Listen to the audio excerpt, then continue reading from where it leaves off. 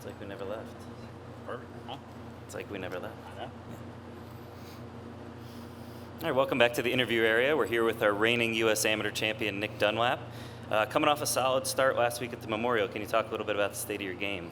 Yeah, it feels great. I'm slowly learning how to play some of these, very difficult golf courses that demands a lot.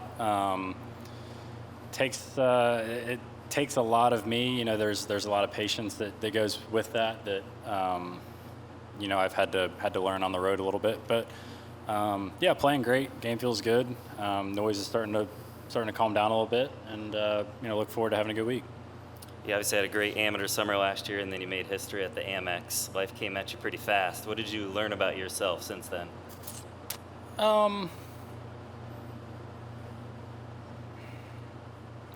Honestly, it was really, really cool for me to see everything that I kind of worked for come true. Playing out on the PGA Tour and making that putt at Amex, it's kind of what I always dreamed of as a kid. Like every putt was to win something, and for me to have that putt was really cool. But I always kind of thought coming out here that I would have to learn a lot. I thought that my good was good enough, but these guys are so good consistently week in and week out, and I knew that I needed to do a couple things to be able to maintain my game and compete week in and week out. And I'm 3-4 months into it. I'm finally kind of starting to get a grasp on it. And some might call you the Prince of the Sandhills. You won your junior across the street at CCNC, and then you won the North and South last summer. So how's it feel to be back? It feels great. I've got a lot of history here. I for whatever reason, play good in North Carolina, so good vibes. I've got pretty much the only place I eat at Char Bar around here, and be visiting that place a good bit throughout the week. But no, feel great, and happy to be back. Open up for questions, Brantley. I think a win would make him the king of the Sandhills this week. But Nick, what's been the most frustrating part of these few months as a pro, and who and what kind of bit of advice kind of got you through it? That's a good question. Honestly, the most frustrating thing is that I've had to realize that I can't attack pins with sand wedges sometimes. I think last week was pretty eye-opening for me, and realizing that sometimes you're not going to hit the green even if you are in the fairway. And I've had to. It's taken me a little while to realize how to play some of these golf courses, and that even par is a great score, and most of the time on the weekends it gets even harder. But honestly, a lot of the guys out here have been very, very nice to me, and always offering up support and help and anything they do. It was a little bit of an odd situation, but I'm 20, and there's not a whole lot of my peers are out here currently, so it's can be a little lonely at times. Feel like you're on an island a little bit, and a lot of the guys have been very grateful and reaching out and making sure that I don't feel that way. Jonathan? Yeah, Nick, 11 months removed from winning out here, what can you channel away from maybe what happened here at the North and South, and maybe how is the course playing a little different in your eyes?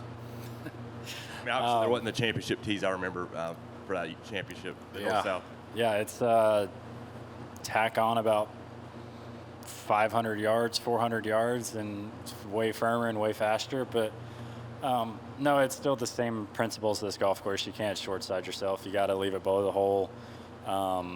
Sometimes missing the greens better than 25 feet above it. A lot of putting. Something that was a little bit different is they had, around the greens left it a little bit longer than they did last year, making putting a little bit more challenging. I think you might see a lot of 6 irons, 5 irons, hybrids, woods instead of putting, just because you got to hit it pretty hard. And once you get on the greens are extremely fast, so it's kind of tough to judge that. But for the most part, it's the same. You miss the fairway, it's hit or miss whether you got a lie and a chance to advance it. And it's just very, very challenging. The junior am 2 years ago was very grueling. I mean, you go through a week of stroke play, match play, How can you sort of take those lessons and those memories and channel it here this week in a really tough 4 rounds here? Yeah, I think it's so different, honestly. I take the good shots, and I always try to remember those. And whenever I'm in an uncertain or uncomfortable situation, I try to always look back on something good that's happened, or a good shot or a good putt. But the challenge between a U.S. Junior and a U.S. Open like this is just it's the toughest thing in all of golf in the U.S. Open, and I think that's going to be shown by some of the scores this week. Over on the left. Nick, besides the obvious, like your status as a professional, I wonder what are the biggest differences between the Nick Dunlap that arrived at the U.S. Open a year ago and the one that's arriving here this week?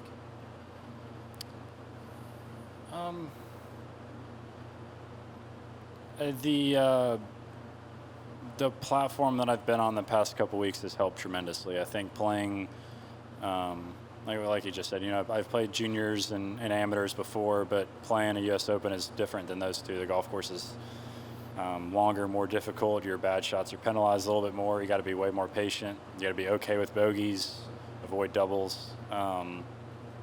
But some of the golf courses I've played on recently have, I think, helped me a little bit more and prepared me for that. And I'm starting to kind of understand what I need to do week to week to prepare myself, and what I need to do this week to, keep my energy high, make sure I don't wear myself out. I think 18, 19-year-old me, it's hard not to stay out here all day and enjoy the crowds, enjoy, kind of everything this place has to offer. But, end of the week, it'll wear yourself out. You're out here too long. And I think I'm starting to do a good job of making sure that my time's well spent out here and that I'm well rested to be able to, play my best come the weekend. Back to the right, Brantley. In a strange way, did the fact that Alabama season ended, a few weeks ago at regionals, did that kind of clear your mind a little bit more, just because now a lot of those guys have also turned pro or, moved on playing summer golf? No, I mean, I don't think that decision has gotten any easier, to be honest with you. It was tough for me to see them miss, especially in the way it happened. Hunter and I were watching pretty much, I think it was Wednesday of Valhalla or Tuesday maybe. Yeah. We were watching that golf stat all day, and it sucked because I think everybody had kind of counted them out almost for the year, and given Auburn a run for their money at SECs, and they played great at regionals. I think they played really nice, honestly, since Amex. But no, I still in a way feel bad. I felt like I left them hanging, and I would have loved to be with them at regionals and NCAAs the week after. And then secondly, earlier this morning, a bunch of the USGA people were up here, and there was discussion about whether amateurs eventually should get paid prize money for playing in a tournament like this. Not, you yourself being an amateur 4 months ago, where do you stand on that? Should amateurs be paid for playing in tournaments like this?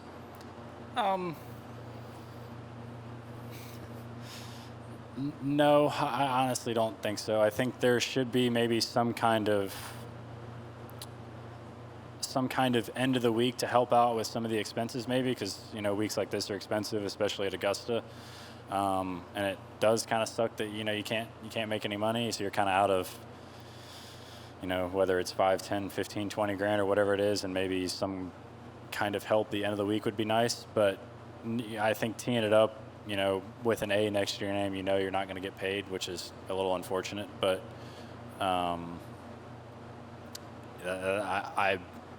I wish we could now, saying that after Amex, but like I said, that teeing it up that you can't get paid, and maybe, like I said, end of the week would be nice to get something back. Yeah, going back to, you mentioned you got your favorite spot to eat here in town. What kind of level of comfort do you have, especially being right there near CCNC where you had your last win? I know you've got connections there as well. What's that level of comfort you have here? Yeah, I don't have to use the navigation around here. That's nice. It's just as simple as it sounds, is knowing where you're driving. It just kind of gives you that comfort of a little bit of a home feeling. Honestly, I've like I said, I've been here a lot, even through junior golf, and it just gives you that a little extra comfort when you're on the golf course. And then just one final question from me. Thinking back to the USAM, how unique was that experience physically walking the fairways with fans? I know it's a lot different now with rope lines. Yeah, I think that's something, during that junior and during the AM that honestly makes it so special is you can get so close to the fans, you can feel their excitement, you can feel their energy, and you can draft off that a little bit, honestly, and it can be a little hectic at times, but I think that's kind of what, those last two matches of those two events, kind of what makes it really, really special. Awesome. Well, thanks, Nick. Good luck this week. Thanks, I appreciate it.